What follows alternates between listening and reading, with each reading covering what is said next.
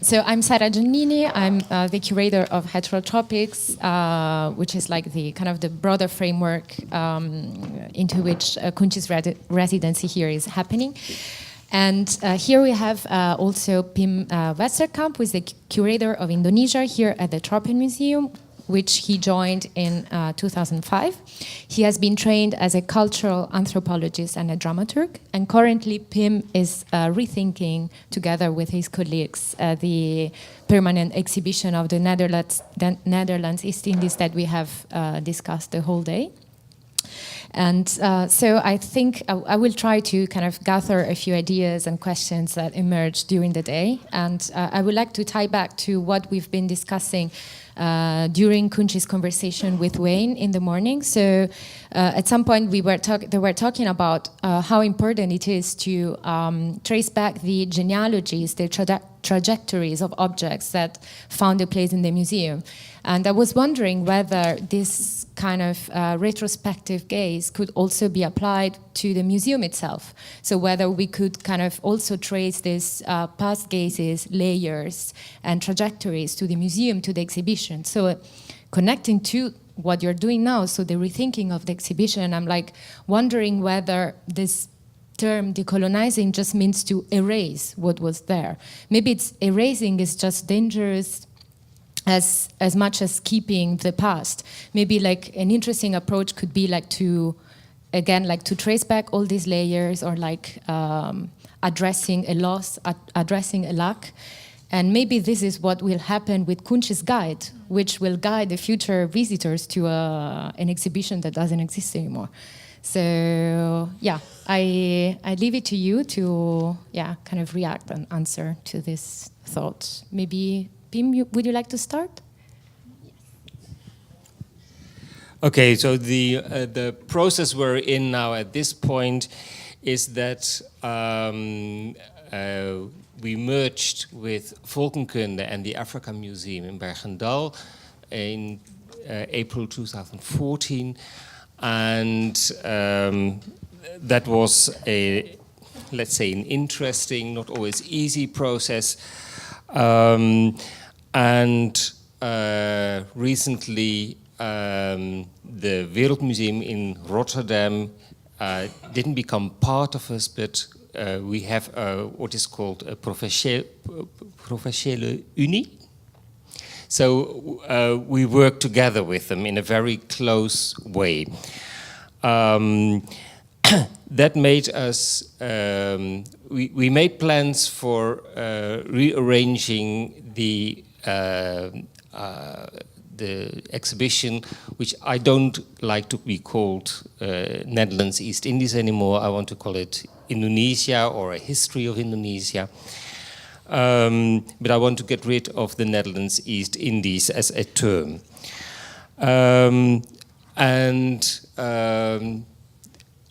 That in the end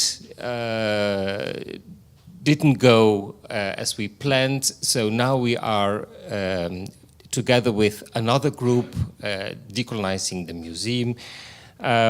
We are now planning to rewrite the texts at the department, both the Southeast Asia department and the future History of Indonesia working title department.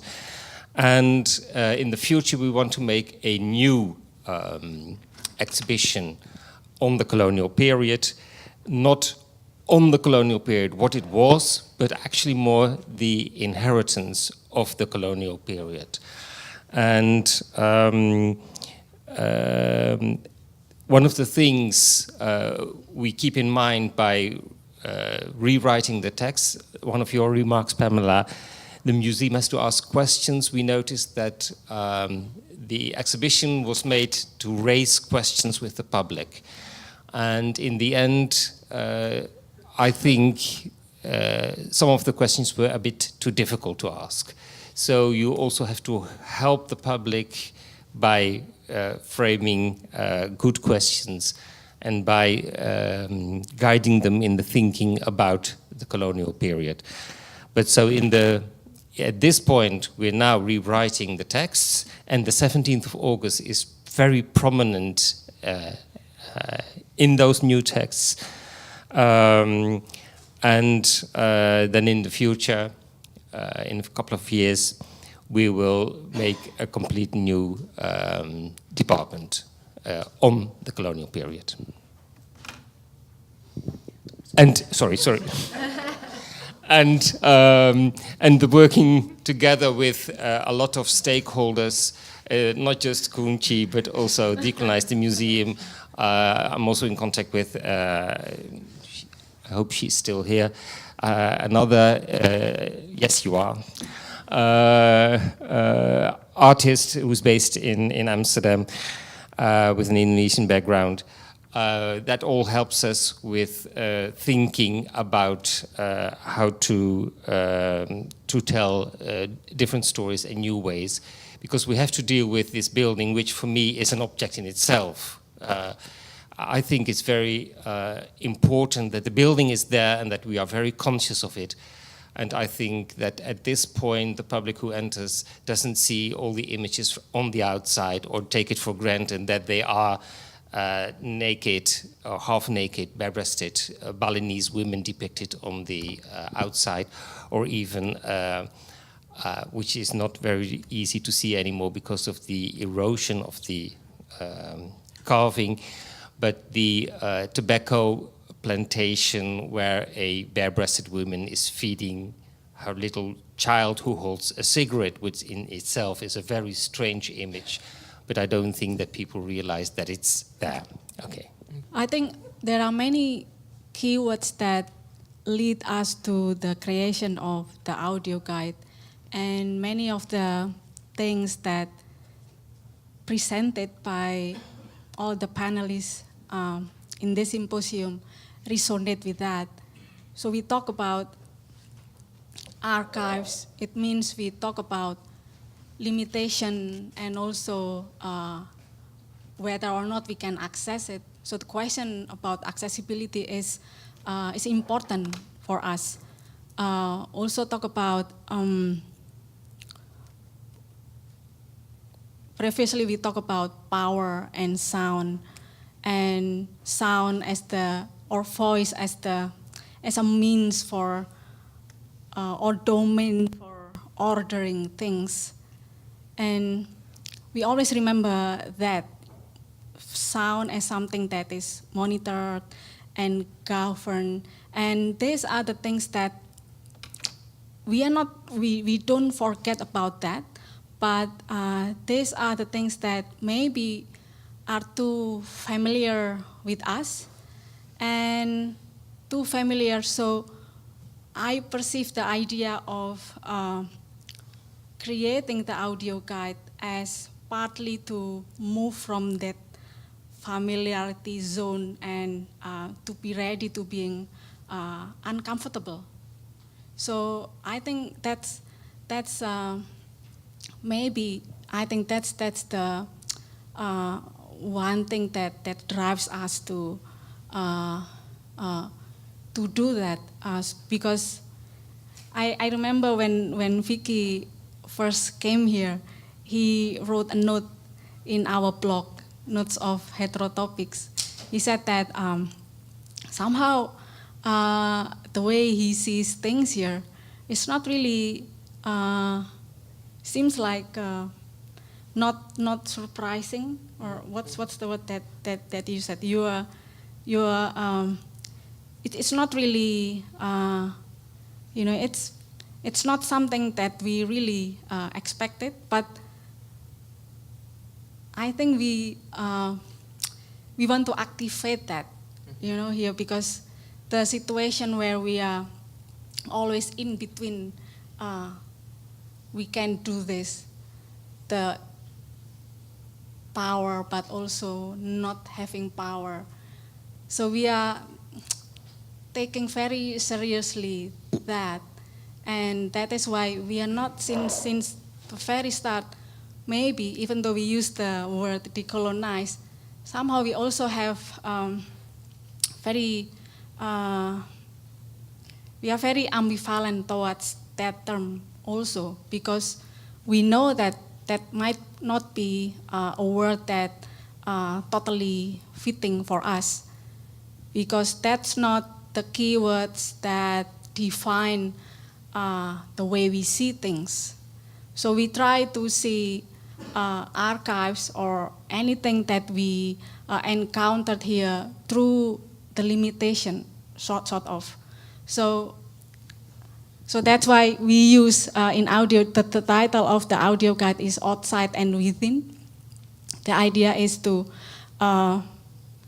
like, we are here, but also maybe we intentionally or intuitively, like, moving outside the museum and bringing as many as we can from outside in order to look what is inside.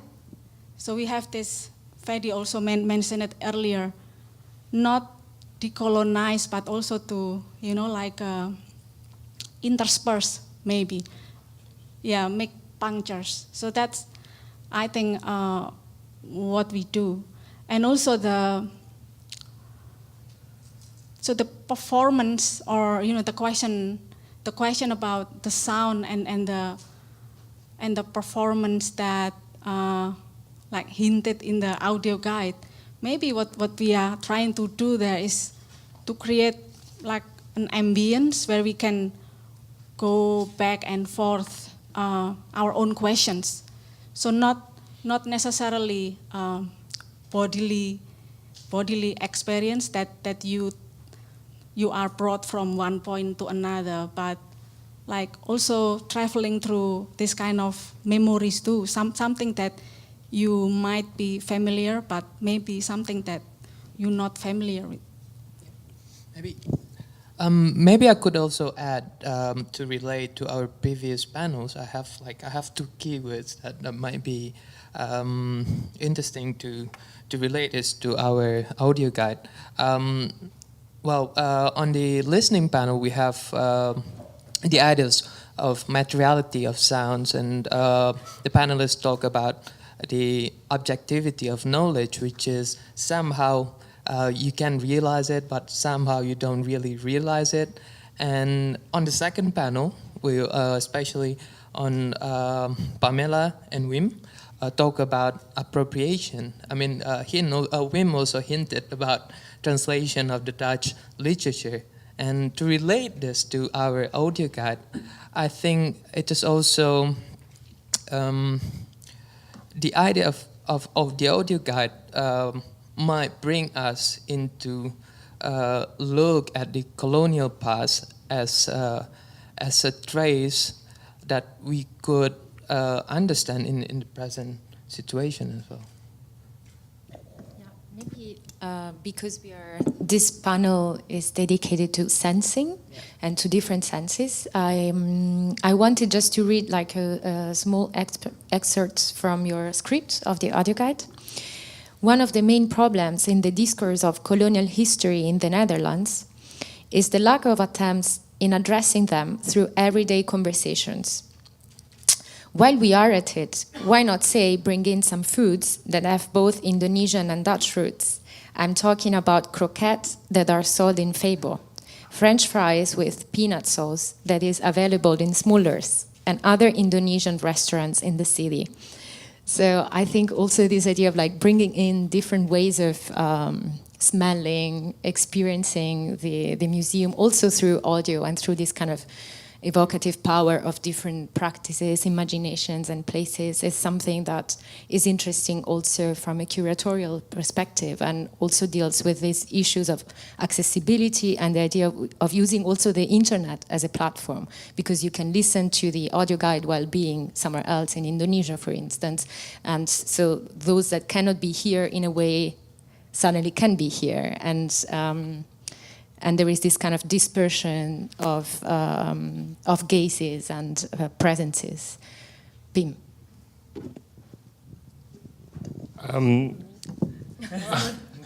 What about Smullers?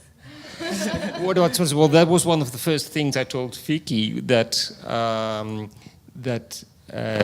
kip satay, as it is called in Dutch, satay ayam, has become a real Dutch food.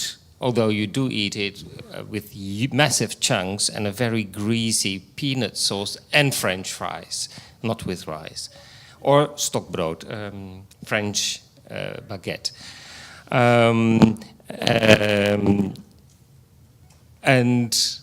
Yes, I would love to bring food in the museum, but that's thinking about an exhibition, for example, about food. That's extremely problematic. We have rethought it several times over the last 10, 15 years, and it's very problematic. Smelling is another sense, of course, and there's a very small attempt. If you go into the cabinet or the room where Rumphius is, you can smell different Indonesian herbs, and especially the spices for which the Dutch went to Indonesia. But about the trajectory of objects, you have also this trajectory or genealogy of museum practices.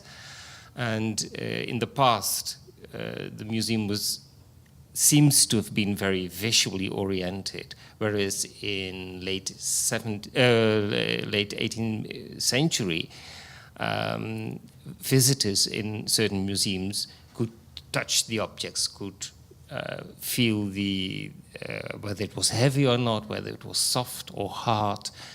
And that has all been disappearing in the museum because now it's all behind glass. You can't really approach the object anymore. You have to see the object. So yes, I felt very uncomfortable in the beginning when you started talking about sounds, and and I asked you, why am I not in the looking section? Why am I in the senses section? Because my own PhD research is also very much about the visual and about text. But we are looking as well at different ways of bringing the senses within the museum. And it would be nice if we could do that with you and see how that helps us with further decolonizing the exhibitions and the museum. I think to sense the archives for us is, as we are approaching the end of the residency, is to ask what should we do to make possible, like an active engagement with all the things that presented here, because we know that maybe there's not much we can do, to do something like with that. There are too many barriers maybe that would not allow us to do things the way we want. So I think so that I think would be like more productive direction if asked what it means to sense the archive. And also maybe we can also ask the same questions to not only to the Tropenmuseum but also to all the cultural institutions in the Netherlands, maybe, because this may be like the right time to ask that, like what should the museum do to make possible like the engagement with the people that somehow share the history. I don't really like the shared history with the artifacts or archives here, because I remember that we, during our discussions among us, is as we are talking about or thinking about archives, we also led to think about, so what does heritage mean? I mean, for us, because now it feels that heritage might not be something that like come from above, something that inherited from like older generations to us, but something that also can be invented, can be created in totally different ways. I don't know, is there a question? Because, we are out of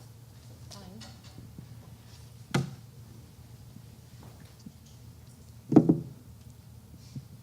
Testing. Like when you read the text, one of the things that I thought about is colonial amnesia, the amnesia of the colonial experience. So first I will just give you some context. I'm Samoan. I'm a fellow here at the Research Center for Mature Culture. So you have the Indonesian version, you have the Pacific version, which is me, and I'm Samoan. And there is an issue, and I'm part Japanese, and then so there's an issue that's happening in Japan at the moment about how Japan always likes to see themselves as a victim of US imperialism, but they never like to see themselves as a colonizer of Micronesia, which is a similar case to, I think, that what's currently happening in this session today, where Indonesians like to see themselves as a victim of Dutch colonialism, but they don't like to see themselves as being a colonizer of West Papua.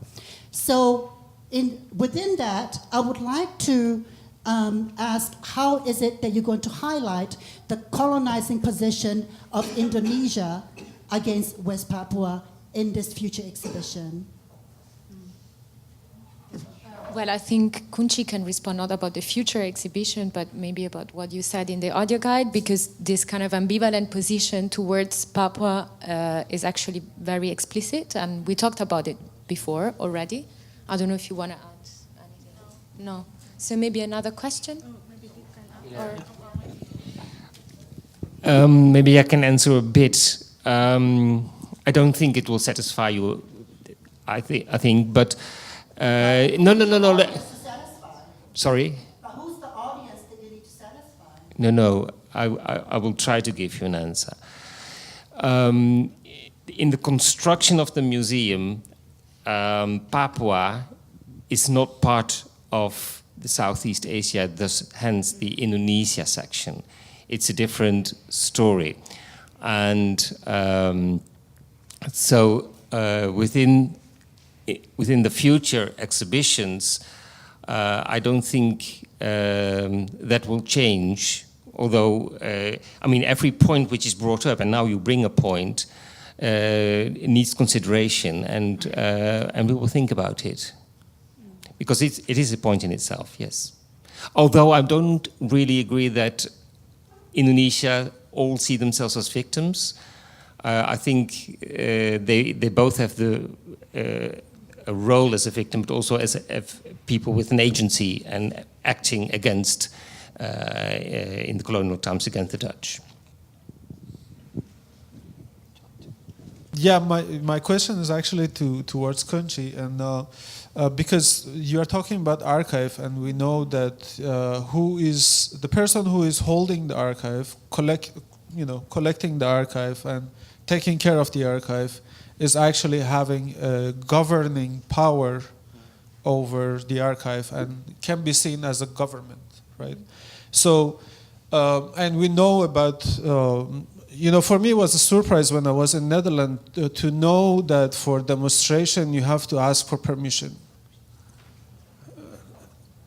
Well, you don't have to do it, but you should do it. Otherwise, okay, it's beside the point. Just bear with me and let me go on with this. I'm just talking about incorporating the dissent in a certain kind of. It's a kind of a strategy of controlling what is against you, right? So in thinking about decolonizing as being part of this institution, what do you think about this? About requesting this heritage back to where it belongs? In a state of contributing to the archive that is in control of the governing power. Yeah, it's actually the kind of that kind of questions has been going on within the local discourse regarding archives, especially because we've been living under this kind of myth, you know, that if you would like to know more about Indonesia or anything that would narrate the colonial past, that you need to go to the Netherlands. Or so we've been living in that kind of myth. But maybe, of course, there are other things that are not kept in the Netherlands, but maybe in other places too. But what I want to point out here is the idea that about access, distance, knowledge, that the idea that you need to do travel, that's authority also. That's precisely the driving points among other things in our work. So when I was saying about the idea to bring something from the outside in order to look what is inside, is also partly to maybe shake this authoritarian sense, not only within the museum, because of course there are many institutions that have that kind of authority towards archives or other documents. So yeah, to shake that authoritarian sense, that I think is important. I can ask him later. Oh, okay. So we have to close, I guess. Okay, so thanks. Thank you everybody for being here. Thank you to the... Wayne wants to say something? No. Okay, thanks to the Tropenmuseum, Wayne, Lisa, Pim, the Research Center for Material Culture. Big thanks to Kunci, and we can continue to chat in more informal ways at the cafe later. Thank you. Just from our side, we would also like to say thanks. Lisa asked me if I could wrap up on our side. And one of the things that at the end of the discussion became very germane is a conversation that actually Paul Bile started to ask the question of citizenship. And I'm interested in that question precisely because what we've been discussing here is these contestations over belonging in both senses of the word, what belongs to, but also who do we belong to or where. So if one asks the question, and I'm going to raise it here about Papua, one needs to also, it is true that in any colonial regime, one needs to understand that even the very notion of freedom for which we fight is something that is so complex, because once in 2015, while we were celebrating Bevrijdingsdag here, it was the same 70 years that Indonesia was celebrating as their own freedom, struggle for freedom against the Netherlands, which was the same moment that Suriname, 40 years before that, had gotten their freedom. So one of the things that we are interested in is, and why this is important for us, is exactly to also be able to bring these contestations on the table, to be able to speak them, but also to be able to use them in the exhibitions themselves as moments of provocation for us to think about what it means that in this entangled, intertangled, complex world, these frictions happen, these definitions, these ways we try to understand things are always in contest. And that's why I will say to Paul that actually getting totally bogged down with the term decolonization might sometimes be difficult, but I see the act of decolonizing knowledge and any institution as a project, one that will not end tomorrow or end wherever, because as I've always said, 400 years of colonization will not end in 2 weeks or with one activist movement or with whatever. It must be a big project that we are participant in. And the question then is, how do we do that in the moment that we do it? Because somebody after me will tell me that I didn't do it good enough. But I must be committed to the fight to be able to say that the work that is necessary to be done is a work that structures inequality in the ongoing colonial. or structures equality in the ongoing colonial. That is the work that we're supposed to be doing. So it is for that reason why we're happy that Sarah brought this project to us, that Kunci was here, and that you could be a part of this, because at the end of the day, the battle must go on as we try to create new narratives, new ways of experiencing the past. And as Ann Stoler said, it's not really the past. It is the durabilities of the colonial that still structure our ongoing relationships in the present. And that is the work that we need to be done. Thank you.